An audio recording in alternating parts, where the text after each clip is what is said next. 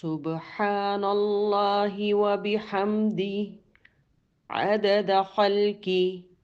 ورضا نفسی وزنة عرشه ومداد كلماته سبحان الله وبحمده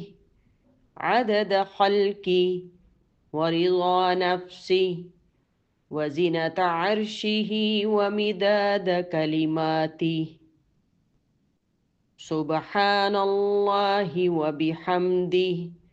عدد خلقي ورضا نفسي وزنة عرشه ومداد كلماته۔ پاک ہے اللہ اور اسی کی تعریف ہے، اس کی مخلوق کی تعداد کے برابر،